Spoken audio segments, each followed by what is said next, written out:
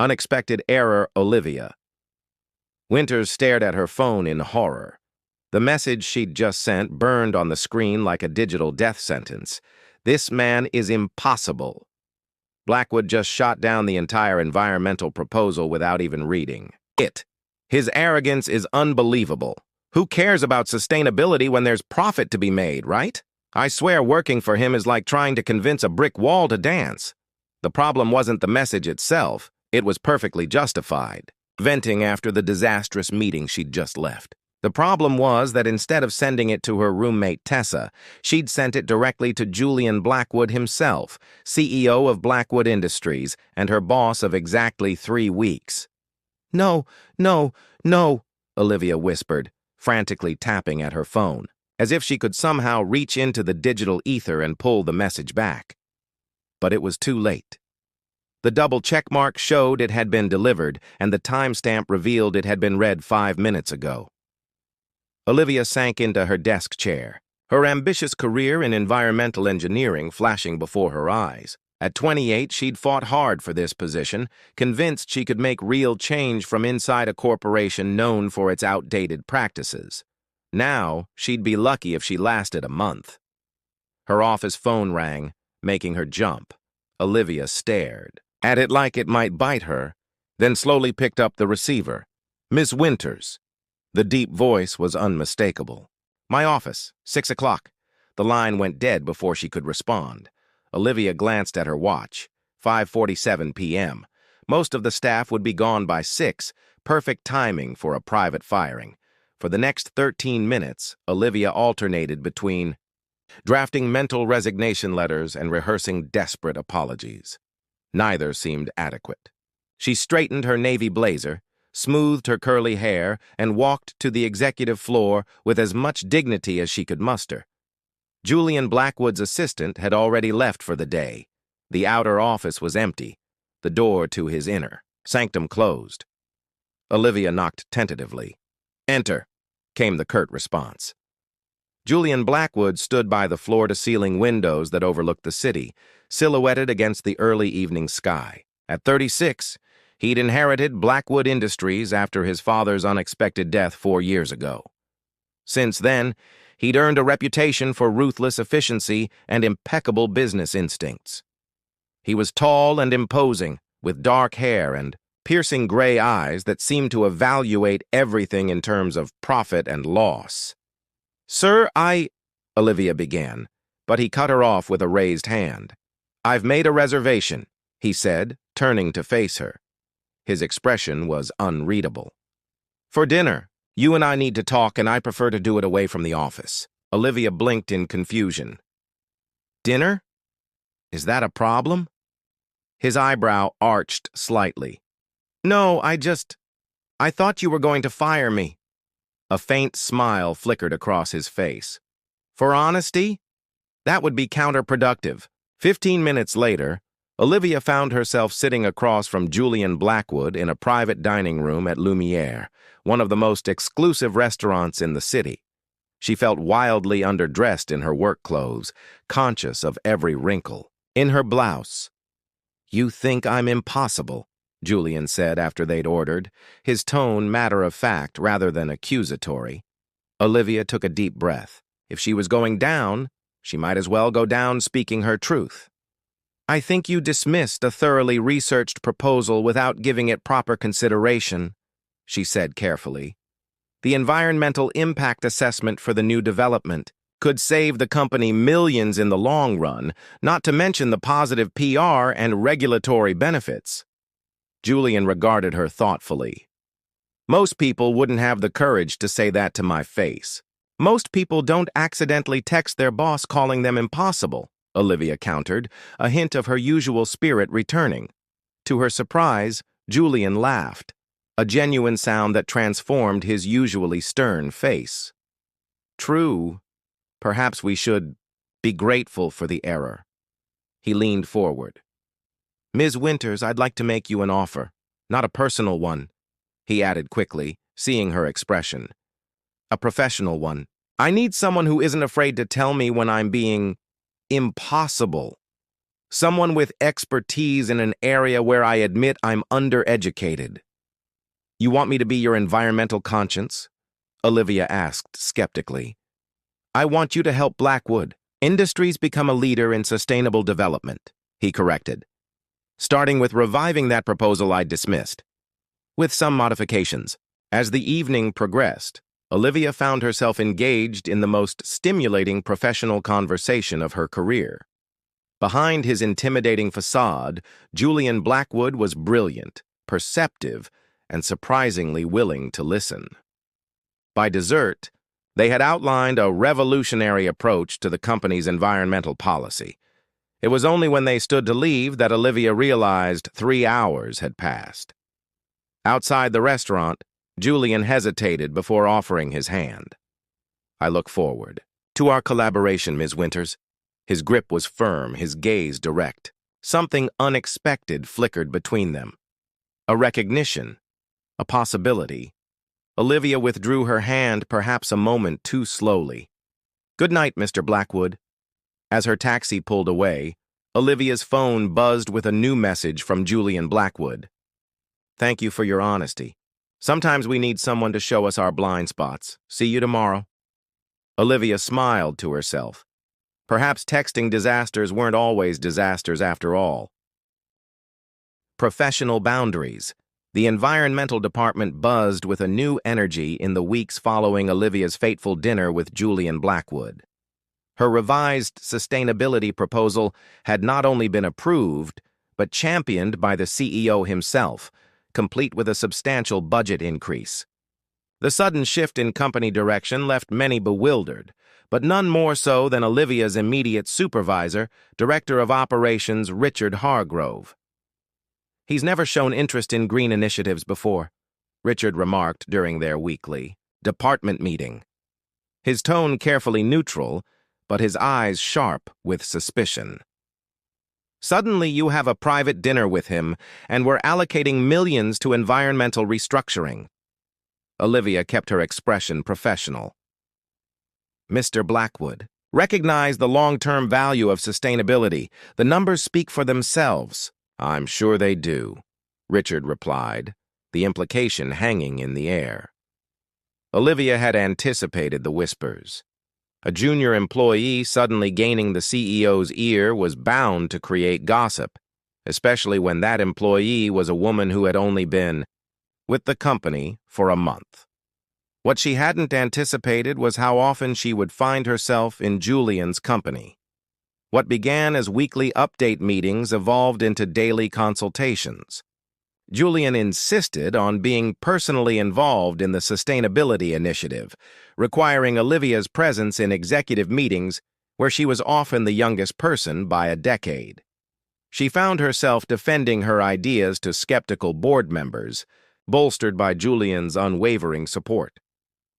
Ms. Winters makes an excellent point, became his frequent refrain, followed by incisive questions that revealed he'd thoroughly studied her proposals. On a rainy Tuesday afternoon, Olivia arrived at Julian's office for their scheduled meeting to find him staring intently at her environmental impact projections. These figures on water reclamation, he said without looking up, they're conservative compared to what you initially proposed. Olivia set down her tablet. I adjusted them based on practical implementation timelines. The board seemed concerned about rapid changes. Julian finally looked up, a small smile playing at the corners of his mouth. Always thinking 3 steps ahead. That's why we work well together. The simple statement shouldn't have sent a flutter through her chest, but it did. Olivia busied herself with her notes, trying to ignore how the afternoon light softened his usually sharp features. The construction team wants to discuss modifications to the West Wing redesign, she said, steering back to safer ground. Julian nodded, then hesitated.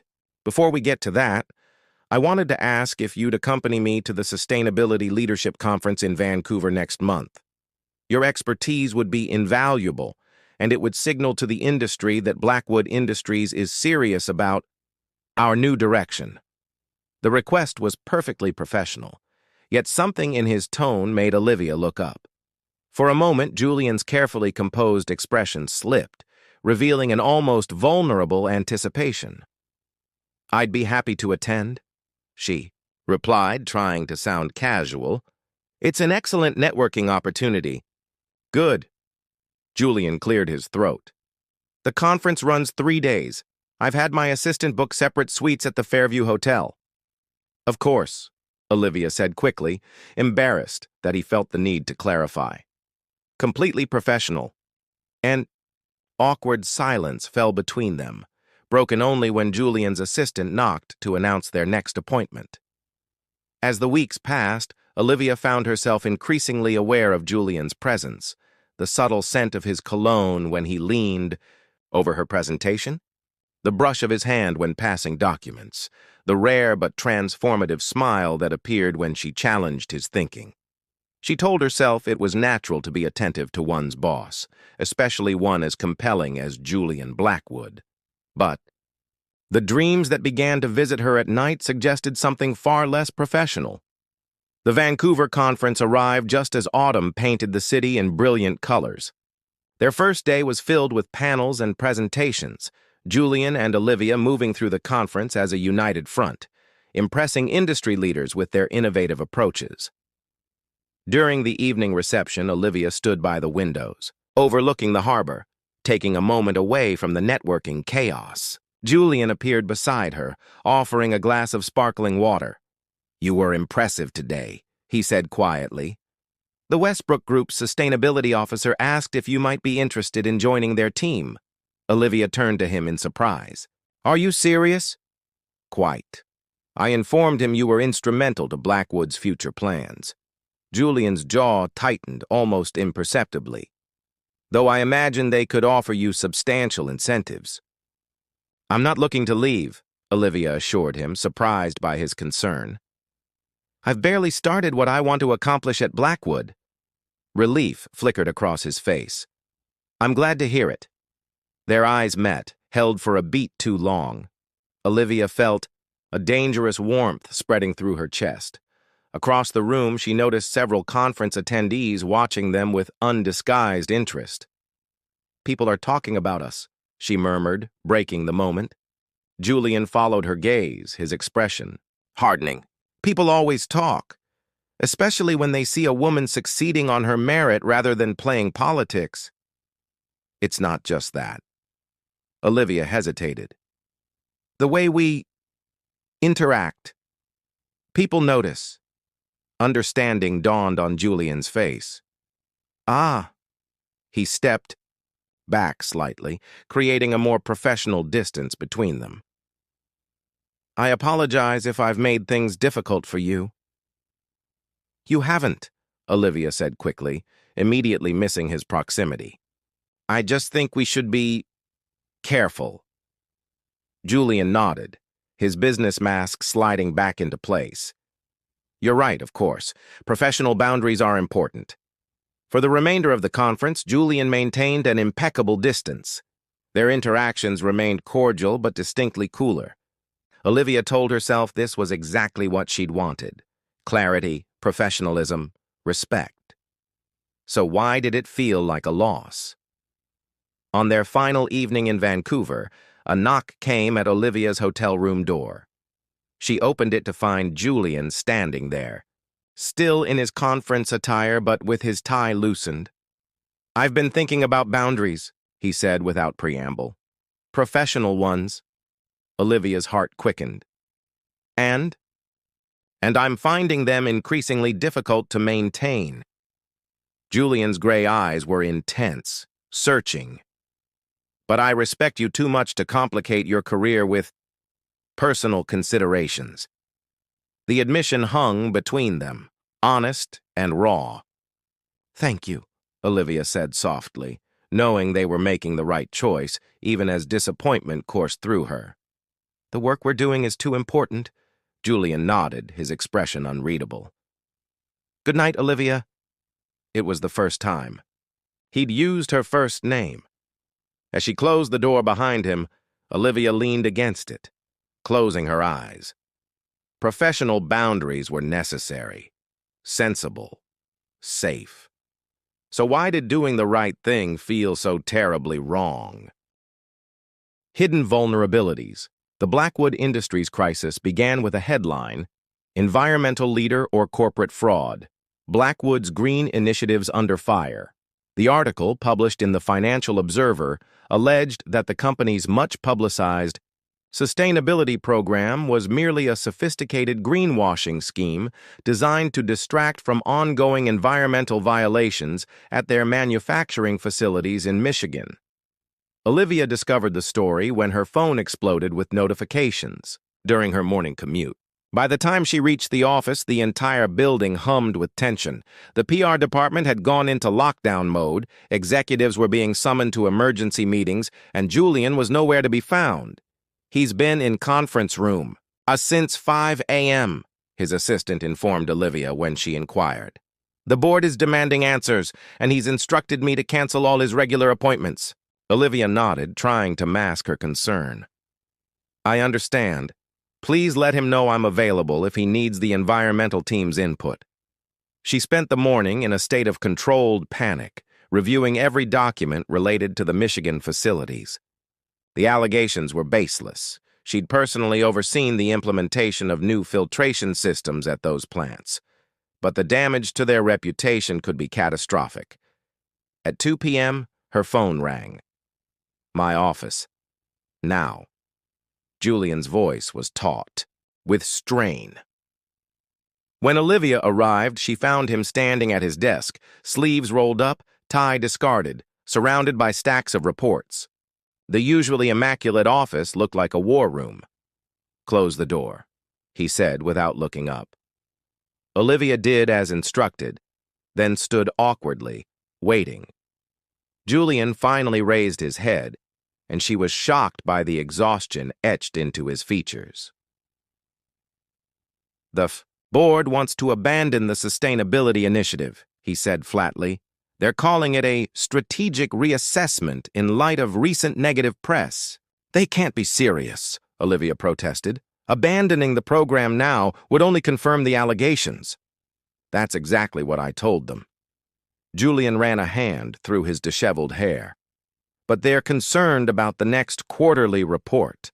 Short-term thinking at its finest. He gestured to a chair. I need your help, Olivia. We have 48 hours to prepare a comprehensive defense of the program before the board reconvenes. I need irrefutable evidence that our sustainability efforts are genuine and effective. Olivia nodded, already mentally cataloging the data they would need. I'll gather my team immediately. No, Julian said sharply. This stays between us for now. Too many leaks already. And so began the most intense 2 days of Olivia's professional life. They converted Julian's private conference room into their base of operations, walls soon covered with charts, projections, and implementation timelines. They worked through meals, subsisting on coffee and whatever Julian's assistant brought them. On the first night, around 2 a.m., Olivia looked up from her laptop to find Julian staring out the window, his reflection in the glass revealing an expression she'd never seen before, raw vulnerability. My father would have abandoned the program instantly, he said quietly, not turning around. He would have calculated the cost of the negative press against the savings from cutting environmental investments and made a purely financial decision. Olivia set down her pen. Is that what the board expects from you? It's what everyone expects from a Blackwood. Julian turned to face her, leaning against the window. My father built this company on the principle that profit justifies everything. I was raised to believe that sentiment is weakness, that business is simply mathematics with people as variables. Something in his tone made Olivia brave enough to ask, Is that what you believe? Julian's gaze met hers, surprisingly vulnerable. I did, for a long time. He approached the table, studying the sustainability projections they'd been working, and until a certain environmental engineer sent me an accidental text and made me question everything. The confession hung in the air between them, intimate and dangerous. Why did you really approve my proposal? Olivia asked softly. The truth. Julian was quiet for a long moment. My mother died of respiratory complications when I was 12. he finally said. Our home was downwind from one of our own chemical plants. My father always insisted there was no connection, but I found her medical records after he died. His voice grew rough. The doctors explicitly noted environmental factors as contributing causes. Olivia's heart constricted. Julian, I'm so sorry. When I read your proposal, with its detailed analysis of community health impacts, he trailed off, then cleared his throat. It wasn't just good business. It was personal reparation. In that moment, the careful professional distance they'd maintained crumbled. Without thinking, Olivia reached across the table and covered his hand with hers. Julian froze, staring at their joined hands before slowly turning his palm upward, his fingers curling around hers. We'll fix this, she promised. Not just the PR crisis, but the actual environmental impact. Real change, not just appearances. Julian's eyes, usually so guarded, were open and vulnerable. I know we will. The moment stretched between them, tender and charged with unspoken feelings. Then Julian's phone buzzed, breaking the spell. He reluctantly withdrew his hand to check the message. Legal wants to meet at 7 a.m., he sighed, glancing at his watch. 4 hours from now. We should try to rest, Olivia suggested, suddenly aware of how exhausted they both were. Julian nodded, rubbing his eyes. There's a sofa in my office, I'll take that. I can head home. It's not safe to drive this tired, he interrupted. Take the guest suite on the executive floor. It has a shower and clean clothes, various sizes for visiting executives. Too exhausted to argue, Olivia accepted. The guest suite was small but comfortable, with a private bathroom stocked with toiletries. She showered quickly, found a set of women's business clothes that fit reasonably well, and collapsed onto the bed, setting an alarm for 6 a.m. When she woke, disoriented in the unfamiliar room, she was surprised to find a fresh coffee on the bedside, table, and a note in Julian's distinctive handwriting. Thank you for fighting this battle with me, Jay. The next day passed in a blur of meetings and strategy sessions. By evening, they had compiled a compelling defense of the sustainability program, complete with verified data from independent environmental agencies. The board meeting was scheduled for 9 a.m. the following morning. At midnight, with their presentation finally complete, Julian ordered a late dinner to be delivered to his office. They sat on the floor, backs against his sofa, surrounded by presentation drafts, sharing Thai food straight from the containers. Do you ever regret it? Julian asked suddenly. Taking this job? Especially now with your reputation tied to mine during this crisis? Olivia considered the question seriously. No, she finally said. Even with all this chaos, we're doing important work. Work that matters. Julian studied her face as if searching for something. You're remarkable, Olivia Winters. I've never met anyone who combines such idealism with practical determination. Is that a compliment or a criticism? She asked, smiling slightly. Definitely a compliment. His voice dropped lower. One of many I've wanted to give you but held back for the sake of professionalism. The air between them charged with electricity. Olivia became acutely aware of how close they were sitting, their shoulders nearly touching. Julian, she began, not sure what she wanted to say. He set down his food container, turning to face her fully. I know we agreed on boundaries, and tomorrow we'll face the board and fight for this company's future strictly as colleagues. His gaze was intense, searching. But tonight I don't want to pretend that what I feel for you is purely professional. Olivia's heart thundered in her chest. All the careful walls she'd built around her feelings threatened to collapse. What exactly do you feel? She whispered. Instead of answering with words, Julian slowly leaned forward, giving her every opportunity to pull away. When she didn't, he brushed his lips against hers. A question, not a demand. Olivia answered by closing the distance between them, her hand coming up to rest against his cheek as their kiss deepened. all the tension and connection that had been, building between them for months, poured into that single moment of contact. When they finally broke apart, both slightly breathless, Julian rested his forehead against hers. "That complicates things," Olivia murmured, though she couldn't bring herself to regret it. "It clarifies things for me," Julian replied, tucking a strand of hair behind her ear with surprising tenderness. "Whatever happens tomorrow with the board, I want you to know that it matters to me." As they sat together in the quiet of his office, the crisis temporarily forgotten, Olivia realized that somewhere between that accidental text and this moment, Julian Blackwood had transformed from an impossible boss into the man she was falling in love with. And despite all the complications that would bring, she couldn't find it in herself to wish it otherwise. Breaking point. The board meeting had been a triumph. Julian's presentation, backed by Olivia's meticulous research, not only defended the sustainability initiatives, but expanded them. The Financial Observer published a retraction, and Blackwood Industries emerged from the crisis with its reputation not just intact, but enhanced. In the weeks that followed, the company was featured in Business Weekly's Corporate Innovators issue, with Julian and Olivia photographed side by side in the Blackwood solar facility, looking every inch the professional power duo. What the cameras didn't capture was the careful dance they'd been performing since that night in Julian's office. By unspoken agreement, they had returned to strictly professional behavior at work. No private dinners, no lingering touches, no moments alone that weren't absolutely necessary for business. But the memory of that kiss hummed between them like an electric current impossible to ignore.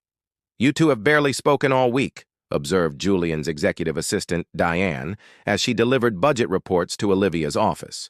"Trouble in paradise?" Olivia looked up sharply. "I don't know what you mean. Mr. Blackwood and I have a professional relationship." Diane, who had worked for the Blackwood family for 20 years and feared no one, merely raised an eyebrow. "Of course you do, dear. That's why he stares at your office door every time he passes it." Before Olivia could formulate a response, her phone chimed with a company-wide message. The annual Blackwood corporate retreat would begin in 2 weeks at Evergreen Lodge, a luxury resort in the mountains 3 hours north of the city. Attendance was mandatory for all department heads and project leaders. 3 days into the retreat, Olivia was exhausted from the effort of maintaining her professional facade. The days were filled with team-building exercises and strategic planning sessions where she and Julian performed their roles flawlessly, while the evenings featured formal dinners where they were seated at opposite ends of the long tables, exchanging only brief glances across crowded rooms. On the third night, unable to sleep, Olivia slipped out of her cabin and headed for the lakeside trail. The October air was crisp, the sky brilliant with stars. She found a small dock extending into the water and sat on its edge, wrapping her cardigan tightly around her. "Couldn't sleep either?" Julian's voice startled her. He stood at the dock's entrance, hands in the pockets of his casual trousers, looking more relaxed than she'd seen him in weeks. "Mind if I join you?" he asked when she didn't immediately respond. Olivia nodded, and he settled beside her, close but not touching. For several minutes, they sat in companionable silence, watching the moonlight play across the lake's surface. "The sustainability program is thriving," Julian finally said. "The board is fully on board now, and the Michigan facilities have the highest environmental compliance ratings in the industry." "That's what we wanted," Olivia replied, staring at the water. "Is it?" Julian turned to look at her profile. "Is this really what you want, Olivia? This careful distance, pretending that night never happened?" Olivia closed her eyes briefly. "What choice do we have? You're the CEO. I'm your employee. The company is just starting to recover from a PR crisis." "There are always choices," Julian countered. "I could step back from direct oversight of your department. We could disclose a personal relationship to HR and the board." "And then what?" Olivia finally turned to face him. Everyone would assume I slept my way into my position. Everything I've accomplished would be questioned. Is that what you want for me? Julian's expression grew troubled. Of course not. I respect your work too much to undermine it. Then you understand why we can't. What I understand, Julian interrupted, his voice low and intense, is that I've spent my entire life making decisions based on what was expected of me, what was best for the company, what my father would have wanted. For once, I want to choose something purely because it makes me happy. His eyes held hers. You make me happy, Olivia. The simple declaration struck her with unexpected force. Olivia felt her careful resolve wavering. Julian, A twig snapped behind them. They both turned to see Richard Hargrove standing at the trailhead, his expression calculating. Evening stroll? He asked with false casualness. Quite coincidental, finding both of you here. Julian rose smoothly to his feet. Mr. Hargrove, is there something you need? Just clearing my head before tomorrow's presentations. Richard's gaze flicked between them. Don't let me interrupt your discussion. After he departed, the intimate moment was irretrievably broken. Julian helped Olivia to her feet, his touch brief and impersonal. We should get back, he said, his CEO mask firmly back in place. Olivia nodded, her heart sinking. As they walked toward the cabins in silence, the distance between them felt wider than ever. The next morning, Olivia woke to find the retreat in an uproar. Richard Hargrove had called an emergency session with several board members who were in attendance, claiming to have concerns about leadership ethics that couldn't wait until their return to the city. By the time Olivia reached the main lodge, the damage was done. Richard had presented what he called evidence of improper fraternization between the CEO and a junior employee who had received unprecedented preferential treatment. Though he hadn't named Olivia directly, the implication was unmistakable. Julian found her in the empty conference room after the board members had dispersed. They've requested a formal review, he said without preamble, his voice tight with controlled anger. Richard claims your promotions and the resources allocated to your department constitute preferential treatment based on a personal relationship. That's absurd, Olivia said, though her voice trembled slightly. Every project I've led has exceeded targets. My department has the highest efficiency ratings in the company. I know that. Julian raked a hand through his hair. But Richard has been gathering evidence for months. Late nights working together, our trip to Vancouver. Dinners that could be construed as dates. We haven't done anything wrong, Olivia insisted, though the memory of that kiss in Julian's office flashed through her mind. Julian's expression softened. No, we haven't. But perception matters in corporate politics, and Richard knows exactly how to manipulate it. So what happens now? The board has suggested... Julian broke off, his jaw tightening. They've suggested that one of us should consider a position elsewhere to avoid any appearance of impropriety. Olivia felt as if the floor had dropped from beneath her feet. They want you to fire me. No, Julian said sharply. They suggested I should step down. What? Olivia stared at him in shock. That's ridiculous. This company is your legacy. And I've made it clear that's not an option. Julian's expression was resolute. But there is another solution. The European division needs new leadership for their sustainability program. It would be a significant promotion for you, with a substantial budget and complete autonomy. Understanding dawned on Olivia like a physical blow. You want me to leave? I want you to be recognized for your talents without the shadow of these accusations, Julian corrected, though he couldn't quite meet her eyes. London is an incredible opportunity. You'd report directly to the European board, completely separate from my authority. And conveniently thousands of miles away, Olivia said bitterly. Problem solved. Julian finally looked at her, his expression pained. "This isn't what I want, Olivia." "Then what do you want, Julian?" she demanded, her composure finally cracking. "Because for months, I've been trying to figure that out. One minute you're kissing me, the next you're sending me to another continent. I want what's best for you." Julian's control slipped, his voice rising. "I want you to have the career you deserve without being tainted by association with me." "That should be my decision to make," Olivia shot back. "But you're making it for me, just like you make every decision unilaterally without consultation." Julian stepped back as if she'd struck him. "Is that really what you think of me?" Olivia pressed her palms against her eyes, fighting for control. "I think," she said carefully, "that you're trying to protect me, and your company, and yourself. And I think you haven't once asked me what I actually want." "Then tell me," Julian said quietly. "What do you want, Olivia?" The question hung between them, weighted with all the unsaid things that had accumulated over months of careful avoidance. In that moment, standing in the empty conference room with the person who had somehow become the most important figure in her life, Olivia finally admitted the truth to herself. "I want you," she said simply, "but not if it means sacrificing everything else I've worked for, not if it means becoming a corporate liability instead of a professional asset." Julian's expression softened with a vulnerability he rarely showed. "I never meant to make you choose. But that's exactly what's happening, isn't it?" Olivia squared her shoulders. "And maybe Richard's right about one thing. Maybe we can't separate the personal from the professional. Maybe we've been fooling ourselves." "Olivia."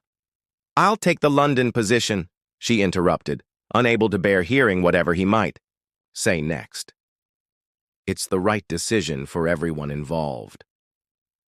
Before Julian could respond, she walked out of the conference room, her vision blurred with unshed tears.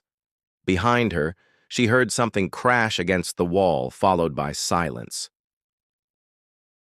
That evening, Olivia informed the retreat coordinator she was leaving early due to a family emergency.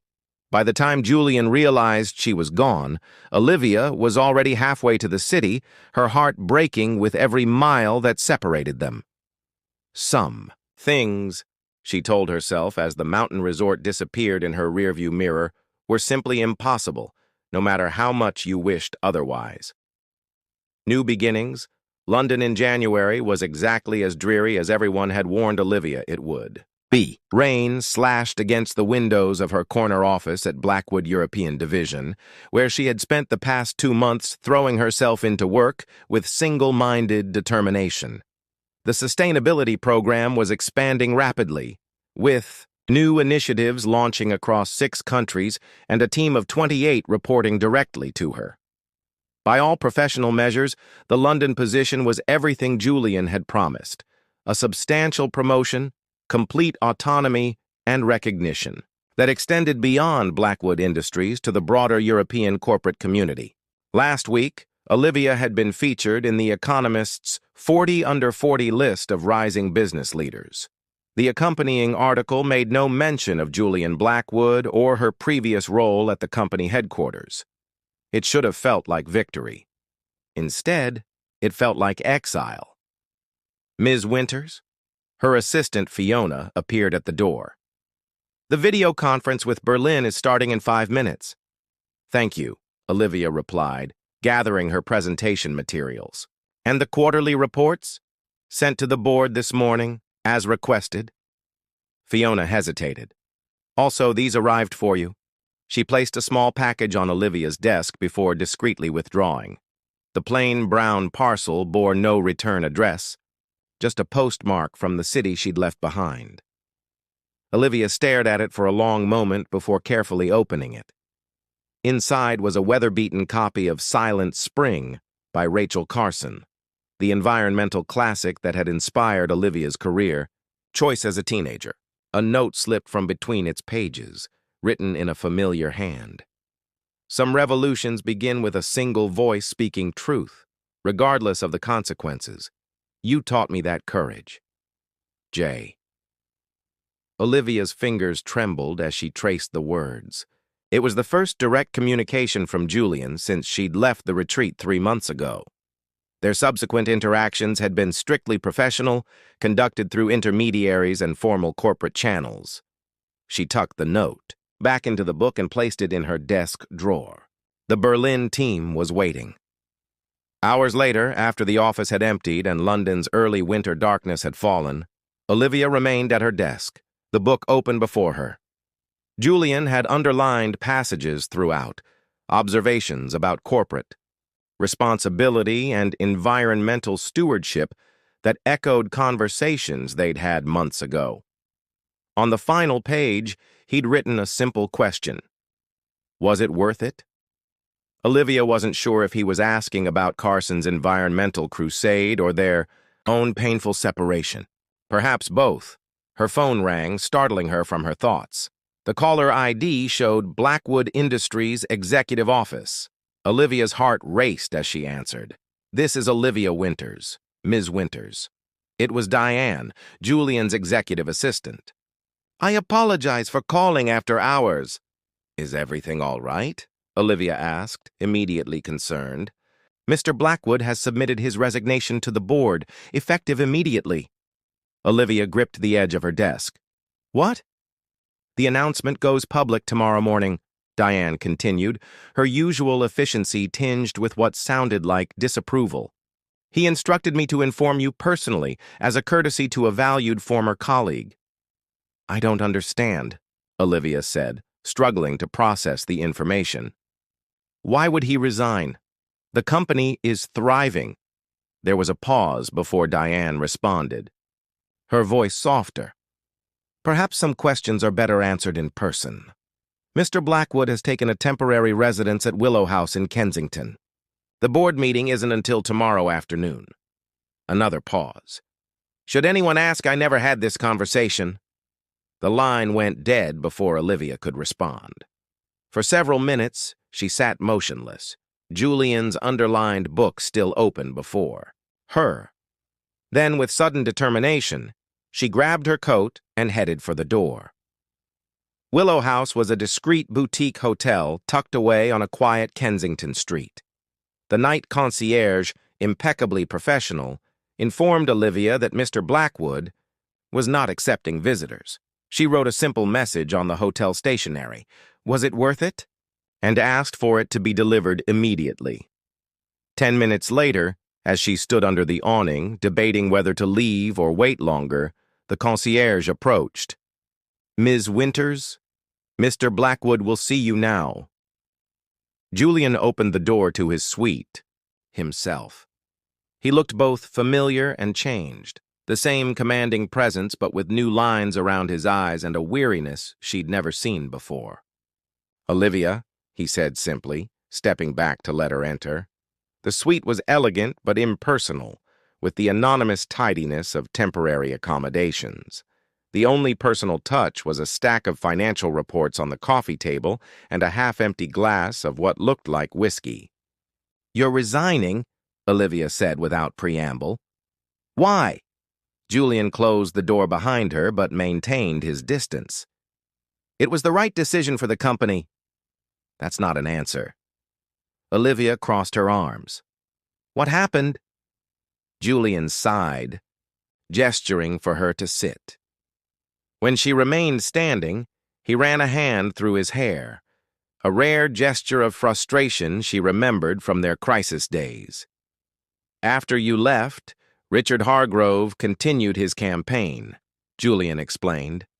"Not publicly, but through whisper campaigns and selective information leaks. Nothing actionable, just enough to create doubt. The board began questioning every decision I made regarding the sustainability program." "So you're letting him win?" Olivia asked incredulously. "No," Julian said with unexpected sharpness. "I'm changing the terms of engagement." He picked up a folder from the coffee table and handed it to her. 3 weeks ago, I completed the purchase of controlling interest in Blackwood Industries through a series of private transactions. As majority shareholder, I've appointed a new CEO, someone with impeccable environmental credentials and a reputation for ethical leadership. Olivia opened the folder to find a detailed restructuring plan for Blackwood Industries, centered around a new leadership team headed by Eliza Winters, an esteemed environmental business leader. The name triggered a distant memory. Eliza Winters, she murmured. Is she... Your mother's cousin, I believe, Julian confirmed. I did my research. Her appointment can't possibly be attributed to any personal connection to me, but the familial connection to you is distant enough to avoid any appearance of nepotism. Olivia stared at him, stunned by the meticulous planning. You reorganized an entire multinational corporation. I did what was necessary, Julian said simply. The sustainability initiatives are now permanently enshrined in the corporate charter, beyond the reach of any future CEO or board. And without me as the target, Richard's accusations lose their power. But your position was never what mattered to me. Julian finally moved closer, his expression softening. Not compared to what I really care about. The implication hung in the air between them. Olivia felt her carefully constructed defenses beginning to crumble. And what exactly do you care about, Julian? She asked quietly. Instead of answering immediately, Julian reached into his pocket and withdrew a small, weathered photograph. He handed it to Olivia. It showed a young woman standing beside a lake, laughing at the camera. My mother, Julian explained, taken the summer before she got sick. She used to say that true wealth wasn't measured in dollars but in the positive difference you made in the world. His voice grew rough with emotion. When I met you, I heard her voice again for the first time in decades. Olivia looked from the photograph to Julian, seeing the resemblance in their eyes, the same intensity, the same depth of feeling beneath a controlled exterior. Why are you really in London, Julian? She asked, her heart beating faster. Because I've spent 3 months trying to convince myself that doing the right thing for your career was enough, he answered, taking a step closer. That watching you succeed from a distance could satisfy me, that the company was what mattered most. Another step. I was wrong. Olivia remained rooted in place, afraid to believe what she was hearing. And what matters most?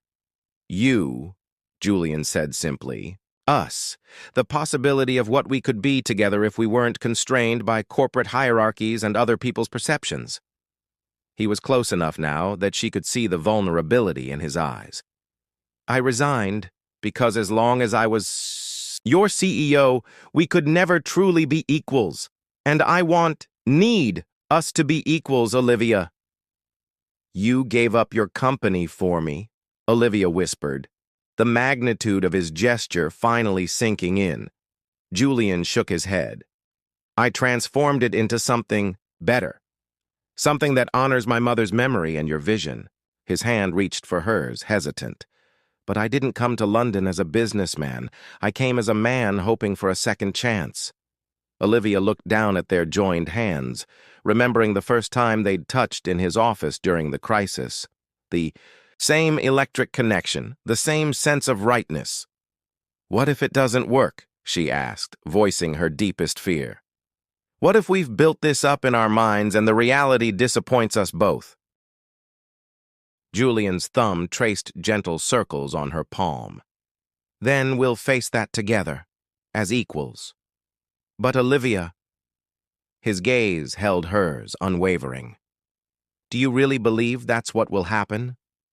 In that moment, all the barriers Olivia had constructed, professional, considerations, career ambitions, fear of vulnerability, seemed insignificant compared to the truth she'd been denying for months. No, she admitted softly. I don't believe that at all. Julian's free hand came up to cradle her face, his touch reverent. I've missed you, he whispered. Every day, every hour. I've missed you too, Olivia confessed, finally allowing herself to lean into his touch. More than I wanted to admit. When their lips met, it wasn't with the desperate intensity of their first kiss in his office, but with the quiet certainty of a homecoming.